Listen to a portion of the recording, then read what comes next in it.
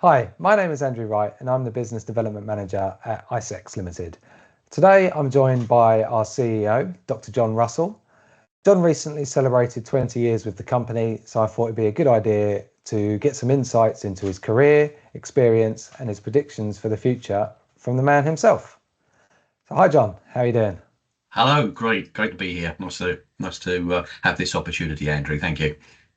Well, no, you've got a very interesting story and I think it's one that needs to be told. So I guess we should just jump straight in. It's been 20 years since you started recycling your IT, which then merged with iSex in 2016. How's the company evolved in that time?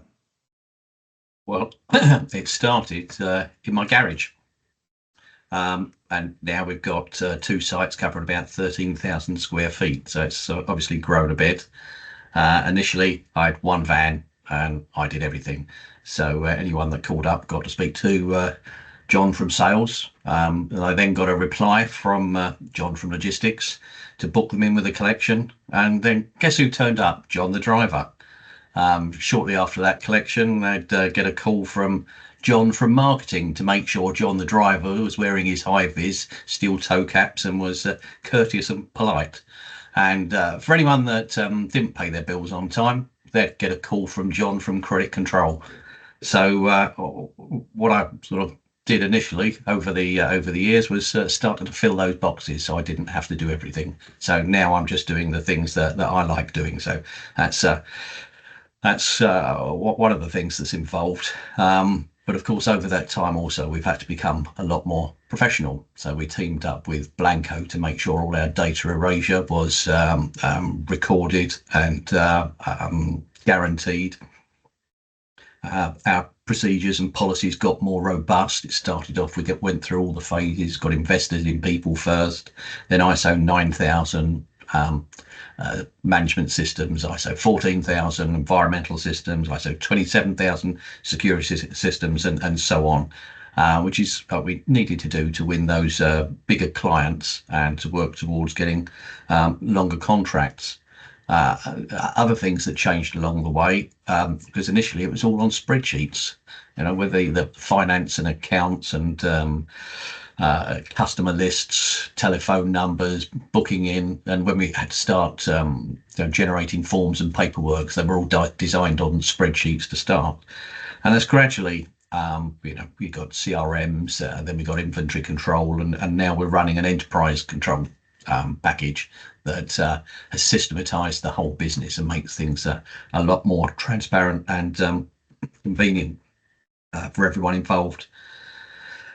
And I think the key all the way along has always been to look at that next technology, the next products that are coming out, the next things that we need to be working on, whether it was going from 486 processors to Pentiums, then Pentium 1, 2, 3, and then the I series, and then it's watches and other things that contain data. So it's anything that our clients might have that's got data on it. That's what we need to keep on top of and predict the next set of things that are coming out. Has that answered the first question? Yeah, I mean, it's very interesting to hear how the company has gone from very small, humble beginnings to becoming what it is today. So before launching Recycling Your IT, you spent a few years as a consultant, but prior to that, you worked for Nortel Networks. What inspired you to make the jump from employment to found your own company? Well, it was. Yes, I'm going to answer a slightly different question. I mean, I've always been interested in what we now call sustainability, and that wasn't back then. I wrote my first paper on alternative energy sources in 1980, I think it was. And then I spent 10 years at working on aircraft avionics, and then 14 years working on telecom systems, so technology. So in that bit, after being made redundant in 2002, when I was trying to work out what I wanted to do next, the opportunity came around to bring those two passions together of sustainability and technology. It was shortly before the WE directive came out, so I thought, you know what, bring two passions together, start a company that does that. So IT and technology, and reducing waste across the whole industry. There wasn't actually very much competition at the start, so it was quite easy to pick up bits of business, get in touch with IT companies, get in touch with those bigger companies that did have equipment that they needed to get rid of. And I'm thankful to say that I've still got a lot of those clients that we picked up back in 2005 are still working with us today, so that's good. And although there wasn't much competition back then, I think the whole industry, the whole IT asset disposal industry, is a lot more understood now. And so some of the bigger players that weren't really interested in it, some of the manufacturers, are now getting a bit interested and starting to stick their toe in the water. So yeah, there's more competition, but there needs to be, because there's a lot more assets out there that need to be repurposed. Absolutely, and managing to stop it all from ending up in landfill is obviously a very important task for everyone, for the environmental repercussions that it has. So it's great that there is more interest in this industry and there is more understanding of the need for it. Indeed, absolutely. So running a company brings its own challenges. What tactics have you used throughout the years to balance the stress and avoid burnout? Interesting. Yes, it's well, I read widely, so and listen to Audible in the car wherever I'm traveling anywhere. So I'd like to think that I am always picking up what's as well as the formal education that I had. I've been adding to it continuously over the years, and there's always something else that can help. It's not just keeping abreast of business methods and techniques and the technology changes, but also how to help yourself. I mean, there's little things like not taking work home with you. That's quite easy. You write a list the day before of the things you want to do the following day. Then you don't have to worry about it anymore. It's already taken care of. But I think probably the biggest thing that I've learned later is that we're all capable of managing a certain amount of stress, and think of it as all having our own stress container. And it's got a release valve on it. And there are lots of different things you can do to positively release the stress. So problems happen when you don't relieve any of that stress, and your container overflows, and that leads to significant anxiety and worry. So it's having the appropriate outlets. You've got so many different sorts of stress that we have to deal with, family, personal life, social, people. And it's not just work and business and keeping on top of the P&L and making sure you can pay the wages at the end of the month. Sometimes all you need to do is get rid of a few of the smaller things that are stressing you, and then you're actually quite capable of dealing with the bigger ones. But back to that stress relief. I mean, personally, I play lawn bowls, and I find that great to get out in the fresh air, out on the green in all weathers, and have a bit of sporting competition. It's not always been that. In the earlier days, it was going out and doing some marathon running. It's just doing something that's completely different. But be aware of that one, because it's not just positive stress relief. There are also negative stress relief things. And I always tell my son, don't watch Liverpool on the telly if you want some positive stress relief. That just leads to anxiety.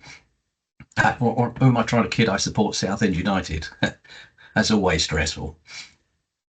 So yeah, that's my advice. Think of all those little the quantity of stresses you've got, and sometimes it's just relieving a few of them. You don't always have to focus on that one big hurdle that you've got in front of you to solve. Yeah, I mean, so many people do just think it's all life and all your issues are just one thing, but when you start breaking things down, everything seems a lot more manageable. Yes, absolutely. Yeah. So I've had the pleasure of working for you for a year and a half now. how would you define your management style? I wouldn't call it a style, really. It's I don't know. I hadn't really thought about having a style before, but when you first mentioned that, I thought, well, perhaps it's nurturing and hands off.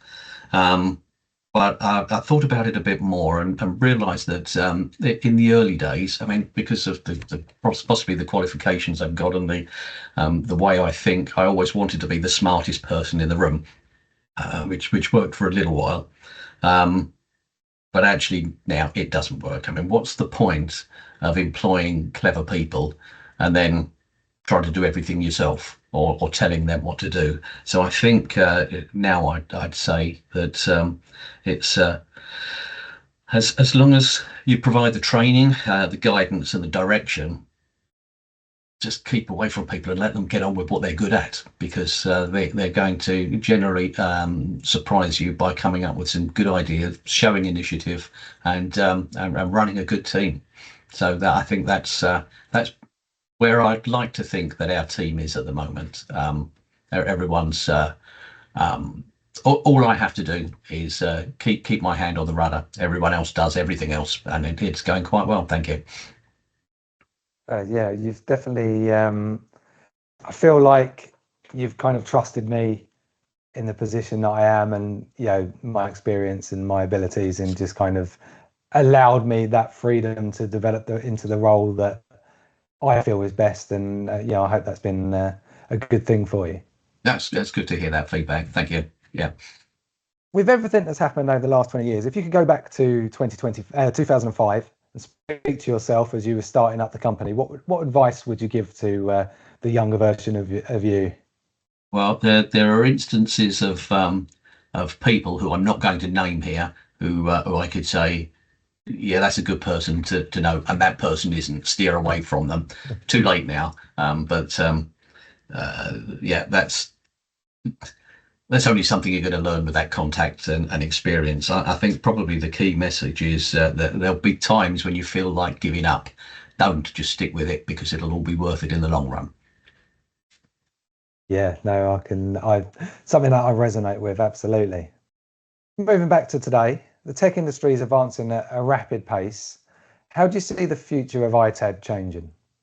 Well, there are going to be more and more players, and there are going to be more and more things to look at. So in terms of ITAD at the moment, we think in terms of computers and laptops and servers. Clearly, with AI, we'll end up with a lot more capacity in data centers, and probably smaller personal technology aids.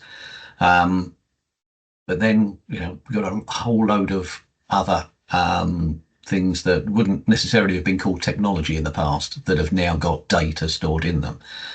What are we doing when we get rid of our cars? Are we making sure? Just generally, everyone's awareness still needs to be increased significantly. GDPR was a great thing, because that raised general awareness throughout the whole of society. But we still find that people are concerned about their data when the equipment they're using is live, and then as soon as it goes out of service, their eyes on the future. They're looking at the new stuff and not so worried about the old stuff. So for residential consumers, they've got all that technology in their drawer that needs to be handled and got rid of sensitively, whilst ensuring the data's okay. And for business, I think most, certainly medium and large companies are aware and on top of it now. But even the SMEs, we still need to help to make them more aware. And the other thing is, we need to be cognizant of increasing processor speed, and i.e. AI, making it more accessible as well. So even take your SSDs that are 256-bit encrypted at the moment, and we think, it'll take ages before we get there. It won't. It's not far away. We've still got to make sure that we're erasing those drives now. You can't just assume that because it's encrypted, no one will be able to see it. It won't be long before we can break those encryptions. So yeah, I think it's all about the data and the things that the data are on, whether it's your watch, your car, your phone. Just making sure that the data is looked after. But secondly, we still need to get a lot better about making products reusable. I've got fine. We've done it with laptops, we've done it with PCs and servers. You can take them apart, reuse as much as possible. It's the smartphones. They really need a lot of work to improve them, because the people responsible for manufacturing and providing the service have got models that aren't suitable for reuse and sustainability. So I'd like to see some changes there. And we'll carry on talking to government and local politicians to see if we can make a difference. No, I totally agree with you there. The days of rampant consumerism and manufacturers just building products that only last for 6 months has got to be soon made a thing of the past, because it's just not a sustainable way to live our lives. Indeed. Well, I've enjoyed chatting to you today.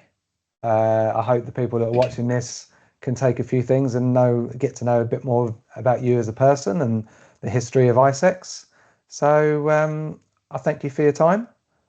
Thank you, Andrew. And yeah, if you would like to know more about ISEX, you can visit our website at isex.co.uk.